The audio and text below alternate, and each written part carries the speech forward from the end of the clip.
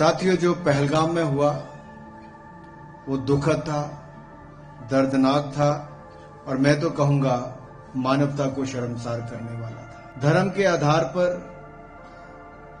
लोगों को चुना गया। छोटे छोटे बच्चों के आगे उनके पिता को 1 फुट की दूरी से सिर पे गोली मार दी गई।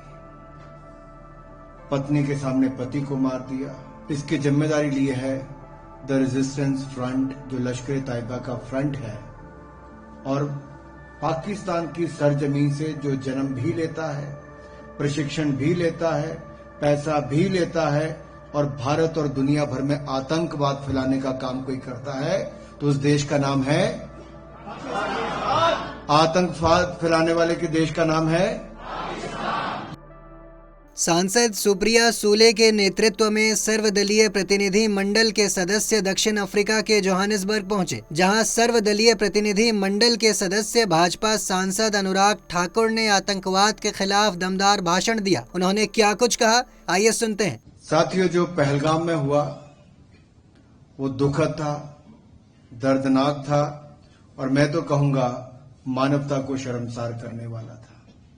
धर्म के आधार पर लोगों को चुना गया। छोटे छोटे बच्चों के आगे उनके पिता को 1 फुट की दूरी से सिर पे गोली मार दी गई। पत्नी के सामने पति को मार दिया, किसी के भाई को, किसी के पिता को मार दिया। और ये किसने किया? इसकी जिम्मेदारी ली है द रेजिस्टेंस फ्रंट, जो लश्कर तैयबा का फ्रंट है और पाकिस्तान की सरजमीन से जो जन्म भी लेता है, प्रशिक्षण भी लेता है, पैसा भी लेता है और भारत और दुनिया भर में आतंकवाद फैलाने का काम कोई करता है तो उस देश का नाम है आतंकवाद फैलाने वाले के देश का नाम है। यही आपको सारी दुनिया को बताना है कि आतंकवाद फैलाने का काम पाकिस्तान की सरजमीन से होता है। जब पाकिस्तान ने 15 दिन तक इस पे कुछ नहीं किया तो फिर जो भारतीय सेना ने किया वो अपने आप में कमाल था कि ऐसे 9 आतंकवादी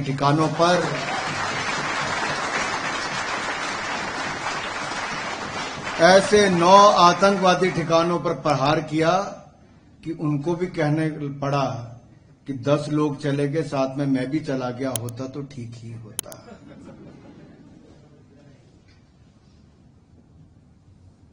जब कोई परिवार का व्यक्ति अपने सदस्य को खोता है तो इससे बड़ी क्षति कोई नहीं होती, लेकिन एक के बाद दूसरा प्रहार पाकिस्तान की सरजमीन से आतंकवादियों ने भारत पे किया है और भारत ने लगातार शांति का संदेश, दोस्ती का संदेश देने का प्रयास किया। भारत ने एक ही बात कही है कि हम किसी को छेड़ते नहीं और कोई अगर हमें छेड़ता है तो उसे हम छोड़ेंगे नहीं। आप तो सब जानते ही हैं। बस ये सारी दुनिया तक पहुंचाना है अपनी भाषा में, अपने शब्दों में, that India has made it stand very clear that we have a zero tolerance policy against terrorism.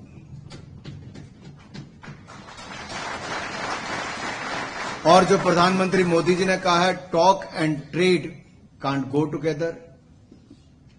So talk and terror can't go together.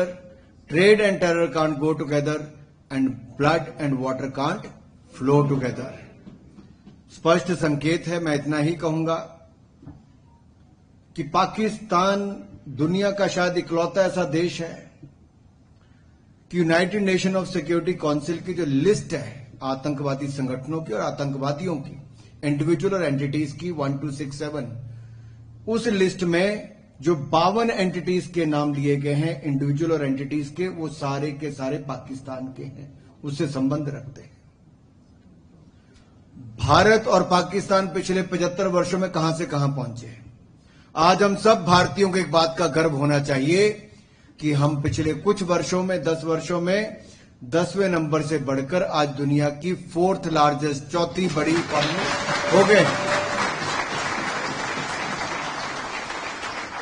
हम इकोनॉमी में आगे बढ़ रहे हैं और पाकिस्तान आतंकवाद बढ़ाने में आगे बढ़ रहा है। हमने 25 करोड़ गरीबों को गरीबी रेखा से बाहर निकालने का काम किया, तो पाकिस्तान ने और गरीबी में धकेलने का काम किया। मैं इतना ही कहूंगा, हमें अपने प्रयास भारत के विकास के लिए करते रहना है। आप सभी भारतीय जो देश से बाहर आए हैं, भारत के एम्बेसडर के रूप में काम कर रहे हैं। आपके ही मेहनत, आपकी ईमानदारी आज भारत की पहचान बनी है। हम कतर में थे तो वहां पे भी सबसे बड़ी संख्या किसी की है तो 8,30,000 हिंदुस्तानी वहां पर रहते हैं। आज मैं साउथ अफ्रीका में आया हूं, जहां नेल्सन मंडेला जी की भूमि है और महात्मा गांधी जी के देश से आया हूं, तो हम यही कह सकते हैं यहां पर भी हर भारतीय ने भारत का नाम रोशन ही किया है, आगे भी करेंगे। देश दुनिया की तमाम खबरों के लिए देखते रहें punjabkesari.com। साथ ही कमेंट सेक्शन में अपनी राय जरूर दें।